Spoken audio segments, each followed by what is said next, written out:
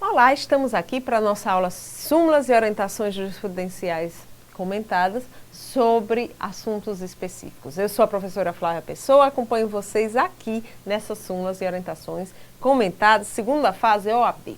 Vejam só, a aula de agora é sobre recursos, súmulas sobre recursos, teoria geral do recurso, recursos em espécie. Um assunto muito relevante, um assunto do dia a dia. E aí a gente vai começar falando um pouco sobre teoria geral dos recursos e depois caindo nos recursos em espécie. Então, na verdade, vai ser uma aula mais condensada a respeito desses temas, com algumas súmulas relevantes. Primeira delas, a gente vai falar sobre pressuposto de admissibilidade, né? Eu disse que a gente começa falando sobre teoria geral do recurso, então requisitos de admissibilidade, entre eles os requisitos da legitimidade. E aí eu pergunto para vocês, legitimidade é pressuposto de admissibilidade recursal? Sim. É pressuposto subjetivo ou objetivo? Quem lembra? É pressuposto subjetivo. Então, a capacidade das partes é um pressuposto subjetivo, o interesse recursal é um pressuposto subjetivo, é também legitimidade, é o terceiro pressuposto subjetivo de admissibilidade recursal. Tá. Sobre essa legitimidade, existem algumas súmulas sobre a legitimidade do Ministério Público. Então, se cair uma questão relacionada à atividade do Ministério Público, muitas vezes será essa abordagem a respeito da legitimidade recursal do Ministério Público. Então, é por isso que a gente vai passar essas súmulas aí, as orientações jurisprudenciais aí na tela sobre o assunto. Olhem só. Ministério Público do Trabalho, quando ele tem legitimidade para recorrer ou não. Vejam só, nos casos de empresas públicas e sociedade de economia mista, o Ministério Público não tem legitimidade para recorrer. Olha o que diz a OJ 237, o Ministério Público não tem legitimidade para recorrer na defesa do interesse patrimonial privado, inclusive empresa pública e sociedade de economia mista. Porém, pode ocorrer que, mesmo sendo empresa pública ou sociedade de economia mista, o interesse não seja privado, mas sim o interesse público, que é o caso da contratação, olha aqui na súmula de baixo, sem concurso público. Essa súmula de baixo é uma exceção à de cima. E aí o que diz aqui embaixo? Há interesse do Ministério Público do Trabalho para recorrer contra a decisão que declara a existência de vínculo empregatício com sociedade de economia mista ou empresa pública após a condição, sem a prévia aprovação em concurso público. Então, qual é o entendimento majoritário? Ministério Público, ele tem legitimidade para recorrer quando há interesse público. No entanto, esse interesse público ele não é, em geral, aplicável às empresas públicas e sociedade de economia mista, embora façam parte da administração pública indireta, mas elas são regidas pelas relações de direito privado, salvo no caso de concurso público, porque a gente sabe que as sociedades de economia mista e as empresas públicas, conquanto elas sejam o regime próprio das entidades privadas, elas fazem licitação e elas têm concurso público. Então, essa súmula vem cobrindo essa hipótese. Bom, é isso a gente estava falando, pressuposto processual recursal subjetivo. Capacidade, legitimidade, interesse recursal. É isso? Tá. Mas além dos pressupostos subjetivos, nós temos os pressupostos objetivos. Dos pressupostos objetivos tem o mais fácil de todos, tempestividade. Mas tem o preparo também, prepara o pagamento de custas e de depósito recursal. E esse pressuposto recursal, ele dá margem a várias súmulas e orientações jurisprudenciais, e é por isso que a gente separou aqui para falar de pressuposto recursal objetivo. Vamos ver aí na tela. A parte vencedora, na primeira instância, se vencida na segunda, está obrigada, independentemente de intimação, a pagar as custas fixadas na sentença originária, das quais ficar isenta a parte, então, vencida. Então, a primeira parte fala justamente, é aquele caso que a parte venceu na primeira fase, ficou vencida na segunda, está querendo recorrer e, por conta disso, vai ter que pagar o que ficou isento inicialmente. Na súmula 36, fala-se: nas ações plurimas, as custas incidem sobre o respectivo valor global. Então, mesmo que apenas um queira recorrer, a ação é plurima, mas houve, na junção das ações plurimas, houve uma condenação em valor X, as custas incidem sobre o valor global e não o valor individualizado por reclamante. Súmula 86. Como ocorre a exigência ou não de depósito de empresa em liquidação extrajudicial? Olha o que diz a súmula. Não ocorre deserção de recurso de massa falida por falta de pagamento de custas ou de depósito do valor da condenação. Esse privilégio, todavia, não se aplica à empresa em liquidação extrajudicial. Portanto, apenas a massa falida, apenas a empresa em liquidação judicial está livre de custas e de depósito recursal. A empresa em liquidação extrajudicial, não. Também sobre a inversão do ônus da sucumbência. No caso de inversão do ônus da sucumbência, em segundo grau, sem acréscimo ou atualização do valor das custas, e se estas já foram devidamente recolhidas, descabe novo pagamento pela parte vencida ao recorrer. Deverá, ao final, se sucumbente, ressarcir a quantia. Essa súmula aqui se anexa à súmula 25 e as duas se completam. E ao J140, quando fala, ocorre deserção do recurso pelo recolhimento insuficiente de custas e do depósito recursal, ainda que a diferença em relação ao quanto devido seja ínfima, referente a centavos. Esse entendimento aí é muito questionado, mas o TST passou a entender, olha, foi centavos, mas é o valor que era para ser depositado? Não, é inferior. Então, não vale. Por quê? Porque geraria muita discussão com o que seria a diferença ínfima. E para evitar esse tipo de discussão, valor ínfimo, o valor não é ínfimo, então se preferiu que qualquer diferença, ainda que ínfimo o valor da diferença, qualquer diferença vai ser considerada como deserto o recurso, se não estiver cobrindo o valor que deveria ser depositado. Então, a gente estava falando isso o tempo inteiro de custas, não era isso?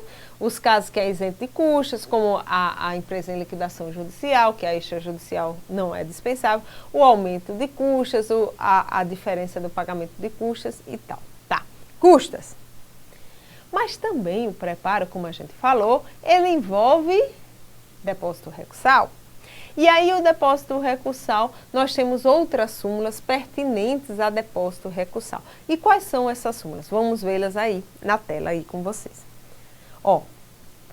Inicialmente a súmula 128 sobre depósito recursal fala: é ônus da parte recorrente efetuar o depósito legal integralmente em relação a cada novo recurso interposto, sob pena de deserção. Atingido o valor da condenação, nenhum depósito mais exigido para qualquer recurso. Ou seja, você sobe com RO, depois sobe com recurso de revista, você paga a diferença. No entanto, pode ocorrer que o valor da condenação seja baixo, e quando o valor da condenação é baixo, ao subir com RO, você já cobriu o valor todo da condenação. Aí, quando você for subir com recurso de revista, não vai ter mais nenhum pagamento para fazer. Outra coisa, depósito recursal é devido na fase de conhecimento, não na fase executória, porque na fase executória o juízo já está garantido pela penhora. Olha o que diz o inciso 2º. Garantido o juízo na fase executória, a exigência de depósito para recorrer de qualquer decisão viola os incisos 2 e 55 do artigo 5º da Constituição. Havendo, porém, elevação do valor do débito, existe a complementação da garantia do juízo. Então, na fase de execução tem depósito recursal? Regra geral, não, mas se o juízo tiver garantido pela penhora. Se não tiver garantido pela penhora ou pela garantia pelo depósito do valor da dívida, então tem depósito recursal. E terceiro, esse terceiro já foi margem de 2, não foi de uma, mas de 2 perguntas da OAB, ou segunda fase dos últimos tempos. E o que foi isso? Havendo condenação solidária de 2 ou mais empresas, o depósito recursal é efetuado por uma, aproveita as demais. Quando a empresa que efetuou o depósito não pleiteia sua exclusão da lide, esse daqui é muito relevante. O que significa isso aí? Significa dizer que, olha, 2 empresas foram condenadas solidariamente, uma depositou. Aí você tem que perguntar, essa que depositou, fez o depósito recursal, ela está pedindo sua exclusão? Está. Se ela está pedindo sua exclusão, a outra reclamada para recorrer tem que depositar também. Mas aquela parte que recorreu, se não tiver pedindo sua exclusão, aquilo vai prevalecer, aquele depósito recursal vai prevalecer e pode ser aproveitado pela segunda também, essa segunda que vai requerer sua exclusão. Então, para você ter que fazer 2 depósitos recursais, é só se aquela que fez o primeiro depósito recursal requerer sua exclusão da lide e, portanto, não valer o seu depósito recursal. Tá, vamos voltar para a tela. Outra coisa importante sobre depósito recursal é saber que a condenação que dá margem a depósito é só depósito em pecúnia. Se na sua prova da OAB cair que fulano foi condenado à obrigação de fazer, né? Então, a obrigação de assinar a CTPS, por exemplo, a obrigação de entregar guias, a obrigação de promover reintegração e não tinha obrigação de pagar, não há depósito recursal. Então, se não há condenação a pagamento em pecúnia, descabe o depósito de que trata o parágrafo segundo 899 do CLT. E outra coisa, sobre o prazo, essa súmula é importantíssima, repete os termos da lei e é importantíssima nessa parte que eu vou grifar. O depósito recursal deve ser feito olha aqui, olha, comprovado no prazo alusivo ao recurso. A interposição antecipada deste não prejudica a dilação legal. O que significa isso? Qual é o prazo para o recurso? Em geral, 8 dias. Qual o prazo para o depósito recursal? 8 dias. Qual o prazo para comprovar o depósito recursal? Os mesmos 8 dias. Não adianta você comprovar depois dos outros dias. Você pode ajuizar o recurso no primeiro dia? Pode. Você perdeu os outros 7 dias de prazo? Não. O prazo para o recurso são os 8 dias, você vai pagar, fazer o depósito recursal dentro dos 8 dias e você vai juntar os autos à guia comprovando isso dentro dos 8 dias. A partir daí, não é possível mais a juntada dessa guia. Por que isso? É muita rigidez? É, mas com o objetivo que o processo sempre ande para frente. Então, chegou no 9º dia, você fez o seu recurso, não juntou guia ao juiz, não receba o seu recurso, porque o recurso está faltando o requisito processual, recursal objetivo do preparo. Não vou promover a tramitação desse recurso. Então, na realidade, essa comprovação do depósito tem que ser feita dentro do prazo do recurso. E o dentro do prazo significa durante todo o prazo e não necessariamente até o dia que foi ajuizado o recurso. Ou seja, o juiz, para analisar os pressupostos de admissibilidade para mandar processar o recurso, ele tem que aguardar o término do prazo recursal. Certo? E aí, a gente teve essa ideia de recursos, mas a gente precisa falar de alguns recursos específicos, entre eles o reexame necessário. E aí vem uma súmula, que é uma súmula relevante, que é a súmula 303, e que é importante que vocês vejam qual é como o TST vem se orientando no tocante ao reexame necessário, ou remessa ex officio, como muitas vezes é denominada no âmbito dos tribunais regionais de trabalho. Então, vamos ver na tela o que diz a súmula 303.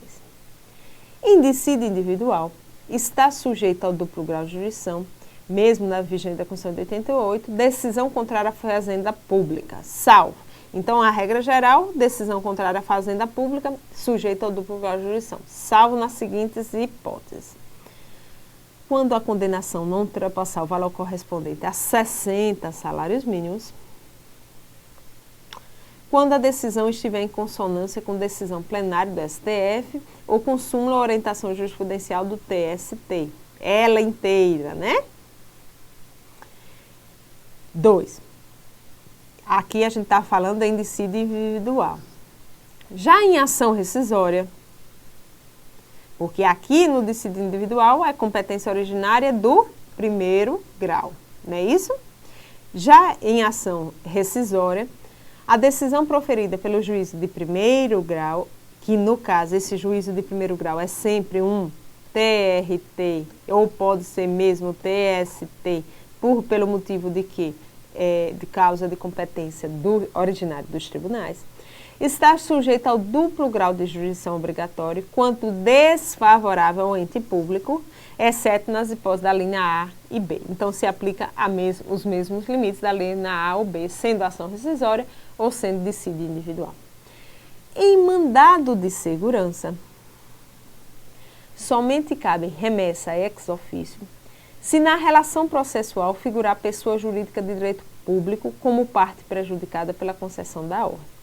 Tal situação não ocorre na hipótese de figurar no feito como impetrante e terceiro interessado pessoa de direito privado, ressalvada a hipótese de matéria administrativa. Então, com essa súmula é importante que a gente destaque porque ela dá cobertura aos 3 casos mais relevantes, né? O principal de todos, dissídio individual, ação rescisória e o caso de mandado de segurança, e as consequências, ou seja, em que casos haverá reexame necessário em cada um dessas hipóteses.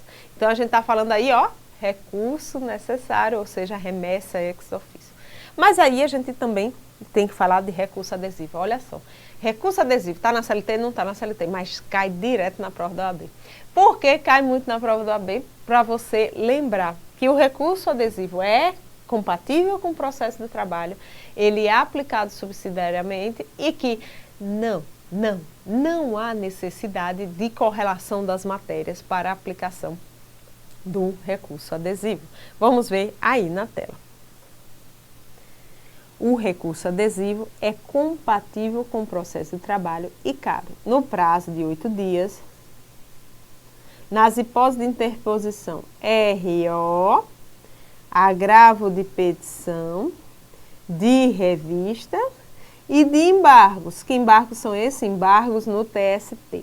Sendo desnecessário que a matéria nele veiculada esteja relacionada com recurso interposto pela parte contrária. Então, o recurso adesivo é cabível em quais hipóteses? Nas hipóteses aqui mencionadas na súmula. Então, lembrando, por exemplo, agravo de instrumento não tem recurso adesivo e não é necessário que a matéria veiculada esteja relacionada com a matéria alegada pela parte contrária. Além do recurso adesivo, a gente tem que lembrar embargo de declaração. Embargo de declaração é firme e uniforme. Embargo de declaração, a depender da natureza da omissão, é possível efeito o quê? Modificativo. Isso na área trabalhista firme e uniforme. A diferença da área trabalhista é o seguinte: embargo de declaração tem efeito modificativo? Tem. Se for prolatado uma decisão, embargos de declaração, de sentença de primeiro grau, ou seja, sentença sujeita a recurso ordinário, cuja devolutibilidade é ampla, então preste atenção, não é necessário contrarrazões nesses embargos de declaração. E, portanto, não gera nulidade o fato de não ter sido dado vistas à parte contrária para fazer contrarrazões nesse recurso ordinário. Isso está na OJ 142, que vocês vão ver agora aí na tela. É passível de nulidade decisão que acolhe embargos de declaração com efeito modificativo sem que seja concedida a oportunidade de prévia à parte contrária, certo? Essa é a regra geral, isso é o que o STF diz, salvo o que caiu já aqui na sua segunda fase, OAB. em decorrência do efeito devolutivo amplo conferido ao recurso ordinário, o item primeiro não se aplica às hipóteses em que não se concede vista à parte contrária para se manifestar sobre os embaixos de declaração opostos contra a sentença. Por quê? Porque é cabível RO tem defeito devolutivo amplo e, portanto, não há qualquer prejuízo à parte pela sua não manifestação, já que na decisão final do recurso ordinário, a parte poderá impugnar e, portanto, aí poderá alegar a matéria. Vejam, além do embargo de declaração, do recurso adesivo, nós temos o recurso de revista. Para o recurso de revista, a gente já sabe, o recurso de revista ele tem tratamento diferenciado, se for processo de conhecimento, se for processo de execução, se for rito ordinário, se for rito sumaríssimo. O que diz a CLT? Vejam na tela. A CLT fala que, no caso de recurso de revista no processo submetido ao rito ordinário, as hipóteses de cabimentos do recurso de revista são as seguintes. Ofensa, interpretação diversa, dada por outro Tribunal Regional do Trabalho, e isso tanto a legislação federal, quanto se for uma estadual ou convenção coletiva que tiver abrangência em mais de um TRT, isso está na linha B. E, finalmente, violação literal de lei federal ou afronta direta à Constituição. Então, é o quê? Divergência, né? Aqui, a letra A e B, e ofensa direta à Constituição Federal. A gente sabe que isso se refere ao rito ordinário. Por que se refere ao rito ordinário? Porque for rito sumaríssimo, a ofensa somente, a divergência, somente se for em relação a súmulas e não a orientações jurisprudenciais. Ou seja, é diferente do rito ordinário por conta disso. E também por violação à Constituição, não violação à legislação federal.